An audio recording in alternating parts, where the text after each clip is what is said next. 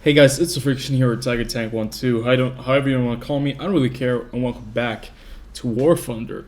Now, I made a video today about the World of Tanks April Fool's event, or it's not really an event, it's just a vehicle that has been reskinned, and which is kind of a joke, yes. I think it was a bit underwhelming. Now, when I opened War Thunder today, you can see that they have two events. Now, Tailspin is something that you might just know from maybe your childhood, because Tailspin used to be, or in German, at least for me, it used to be a little TV series that Disney produced, and which in the German realm was called Baloo und seine Crew. And it follows this Captain Baloo, and he's a pilot. And that's basically like, that was the dream of every kid that I remember back in the days, to be able to fly those planes. And I think the Sly Duck, which you can see right here, which I haven't unlocked unfortunately, and I cannot show you guys, this Sly Duck is exactly a replica, or almost a replica, of the original plane that Baloo was flying in the TV series. And this is really cool. So we have an event where you're able to fly these planes from that series, kind of, with their own styles, and you can complete that by just playing the game, and you'll be able to unlock these vehicles. That's just for the people that really enjoy flying planes.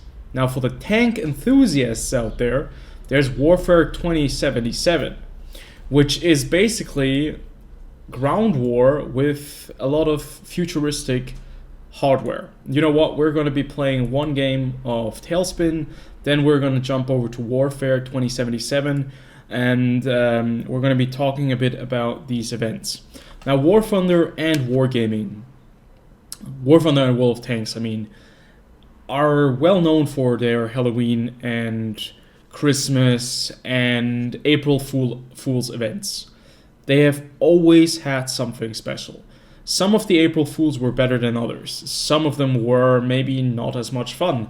Some of them were obvious beta tests. For example, I mean, in War Thunder, there were certain Halloween events and certain April Fool jokes where they were trying out naval battles, where they were trying out U-boats and submarines, and all of those things were trial and errored, and they were just, used to see how well they would fit into the game. But look at this.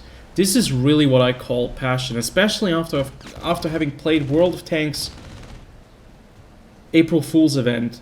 When you look at this, you have this beautiful, beautiful remodeling, these super cool looking planes, and this art style and a map that they have created only for this game mode. And you have to think about that they have actually made one as well for ground forces. That is really dedication, and that's just something that tells you that these devs, we're just gonna go in here and get absolutely hammered.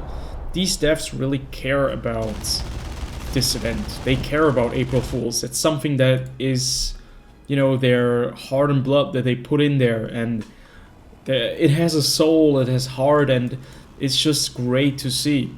That's just something that I'm missing in World of Tanks. I can't remember the April Fool's event last year.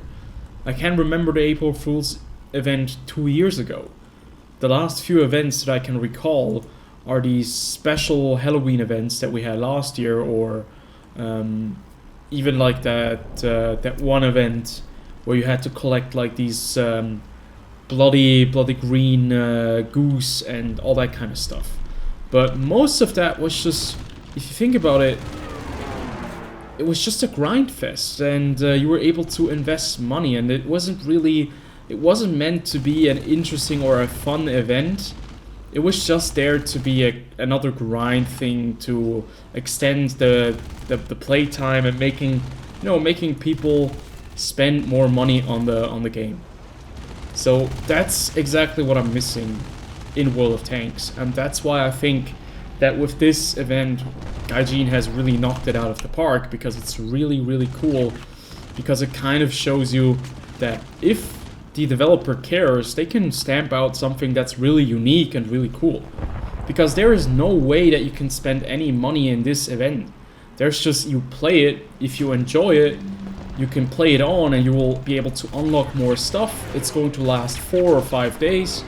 And, you know, it's kind of a nostalgic thing where you also remember, oh my god, I remember this show. I recall having watched this show as a child. And it's all those things that just come together and make this a great event for me. That's what's just so frustrating about the entire event sphere in World of Tanks, because it just doesn't feel genuine anymore. I know there are companies, I know Gaijin also has its problems. It's also a company. Their main objective is to get these people paid that are working for them, because there are a lot of jobs at stake at these companies. But the problem is just, you know, if you do not have a real, or you do not really show that you're being sincere, I think people, especially players with, oh god, I just got killed by another guy. Players that have played quite a few games and know the game inside and out, they really know when it's genuine and when it's not genuine. And when it's just there to profit off of it and, you know, making a huge sum of cash out of it. But enough about World of Tanks, let's just focus on this event. So I think it's really cool that you have a lot of different planes that you can unlock. These planes you unlock by playing the event, which obviously makes a lot of sense. Now the event itself with these planes is rather basic. It's just you fighting against other players in similar or in the same vehicles, in the same planes, but you're able to play, you know, these planes that you maybe know from the TV series, and that's what's, you know, that's what it's all about. Let me just get out real fast. I mean, look at this. You have, I don't want to search for a game, excuse me. I mean, your end goal is really to fly the Sly Duck. Or I think it was called different. It was called it was also a duck, but it was a different duck, flying duck, or maybe something else. But you know, you remember these planes. I remember the Hornet. I remember the Bumblebee. I remember the Sly Duck, or what it was called that time. And that's just, you know, nostalgia and everything that's coming with it. So let's jump over to Warfare 2077, which is this modern, new kind of future combat, future tank battle that they have implemented as well for people that really enjoy tank combat and War Thunder. And obviously it's in the arcade game mode. Everything here is arcade, so you shouldn't even expect anything to be realistic or any kind of way, because it's right there for people to enjoy, and I think that's a great thing. So you have 3 different tanks that you can drive. The one is the Minotaur, the Harpy, and the Hydra. So basically they're all Greek mythological creatures, and the Minotaur is a main battle tank basically, or a medium tank in this game. The other one is a SPA, anti-air vehicle, and the Hydra is a anti-tank vehicle. So look at this. This is really cool if you ask me. So we have this futuristic looking tank, and we have like all different, you know, armaments, and if we just look down at the rounds and everything that we can fire, it's all pretty damn cool. So right here, let me fire an ATGM, a missile that I can control by myself. And we can see a target right over there. I've been set on fire, unfortunately. Something hit me. But there's a Minotaur. Maybe we're going to be able to hit him if we do course correct. It's actually looking quite good. That was a hit, but we didn't really do a lot of damage right there. So yeah, this is an event. This is what I call an event, right? Because you have some very unique things that you don't have, that you never had before, that is only going to be in this game for a very limited amount of time, and I think that's great because it's not like it's a lot of content actually. There are 3 vehicles, there's 1 map, there's also a drone that you can fly, and there are all these new gimmicks, right? Like camouflage system, where I can camouflage my vehicle if I hit the right button. And then we also have the target lock, with which I can target lock vehicles right there, and if I am able to fire my rockets, I'm gonna be able to engage that guy. But you know, all about these things, it's not guaranteed, it's not something that they have to do, you know, and that's why it's so cool to see that they actually want to do these events, they want to give us something, and why I think that with World of Tanks it was just a bit of a get out of jail card, because if they would have had nothing, people would have been disappointed, but I think nothing would have been almost been better than that article and that skin, because it's basically nothing. It's very underwhelming if you're expecting something, because you have to understand, it's not that I'm like super like devastated and I need an April Fool's, I need to be fooled, I need to have something like that. It's more about the fact that the April Fool's joke was really the last thing that... Well, we're gonna be playing the Hydra real fast. The April Fool's event is usually the last and the only event where it's really just about having fun.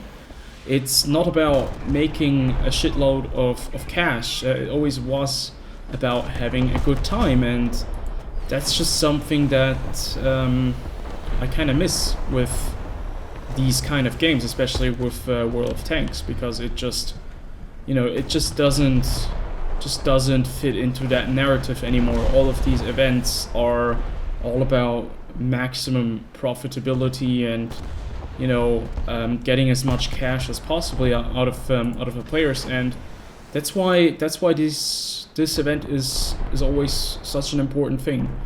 And I think that Gaijin has, you know, they have quite a few faults. I've played this game for 9 years as well now.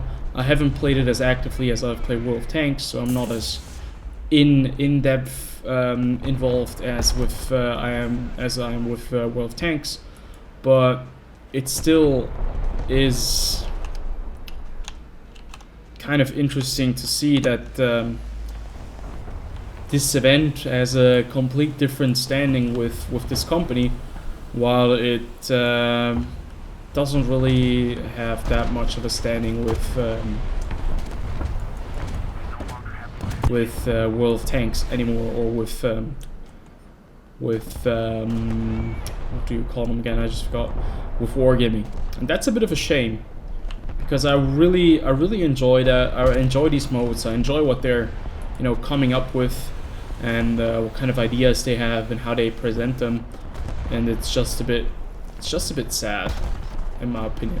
So there is a tank over there, right here, but unfortunately, when we fire our missile, we're a bit too close to him, so we cannot get the turn on the missile. But maybe we're gonna be able to hit this Harpy. It was a hit actually, so let's turn this ATGM around.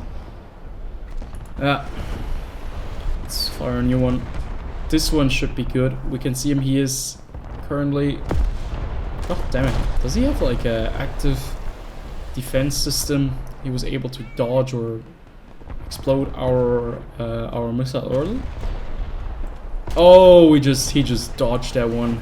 It was a great stop. But you know, those are all the things, and I think this is a great event. It's going to be fun for 2-3 days. It's going to be fun for a couple of games. If you really enjoy it, I mean, you're going to be able to get like a commemorative medal and a title, and you can just play it on. If you don't like it too much, you can just skip it and say, you know what, I've played 2 or 3 games in it, and that's nice. It's always the choice, you know, it's the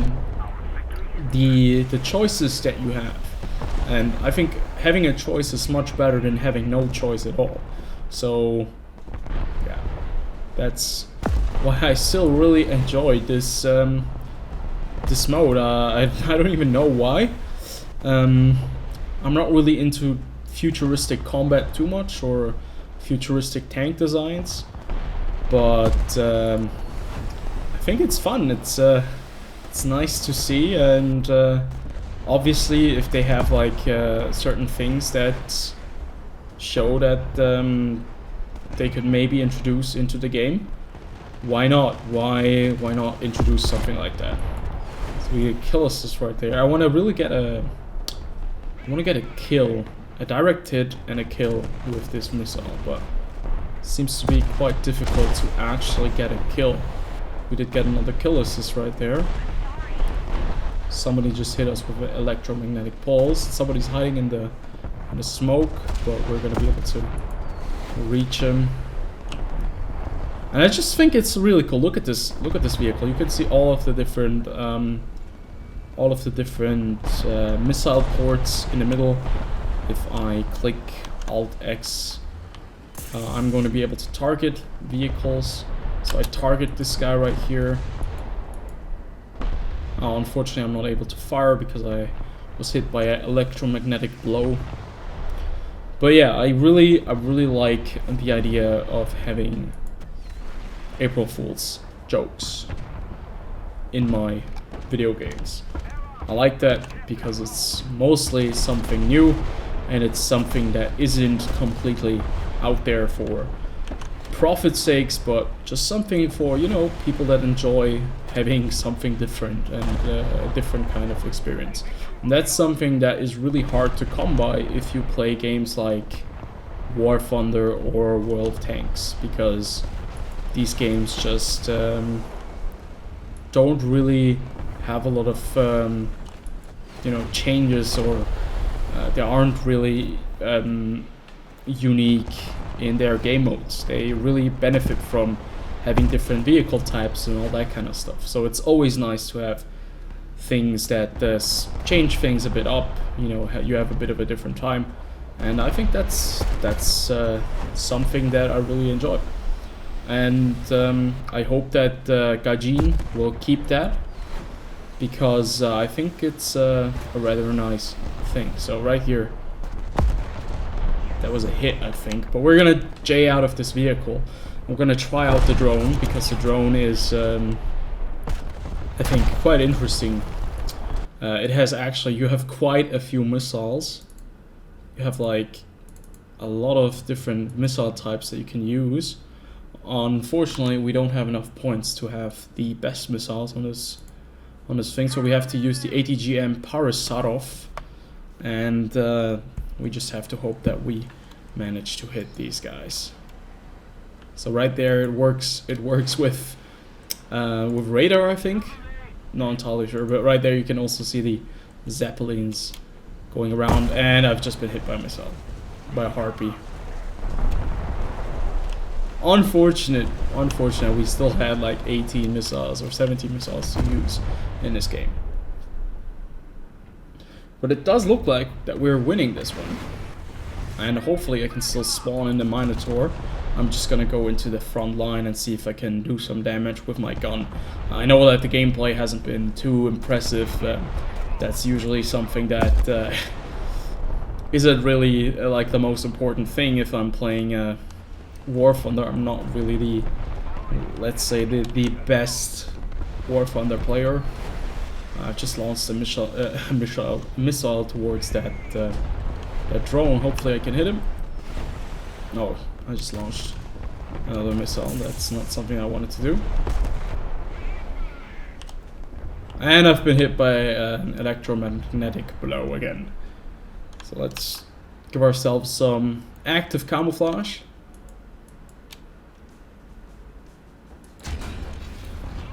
Okay, this guy over there is shooting at us from the spawn, which is pretty crazy. And we have like a targeting computer that does everything for us, which... oh boy.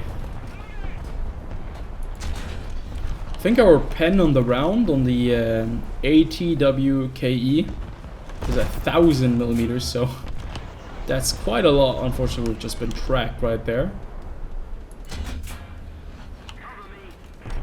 So we're gonna pop the smoke and going to be launching a missile to see if it can actually do some damage to this guy, because he's stuck behind a hill and he's using his gun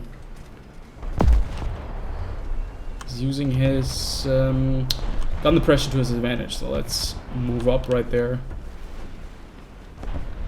See if we can get a target lock on one of the vehicles, but I think this game is almost done.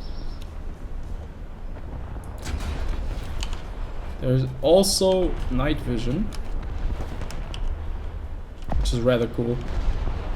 And that's game. That's game for us. So yeah, I mean, these events, you know, people are looking forward to them. There are things that you can unlock. And it's just really awesome that War Thunder has so much more cooler stuff than World of Tanks this year. It's just a bit of a shame. Hopefully you guys did enjoy. As always, comment, like, and subscribe, and I'll see you guys on the next video. Until then, have a good one.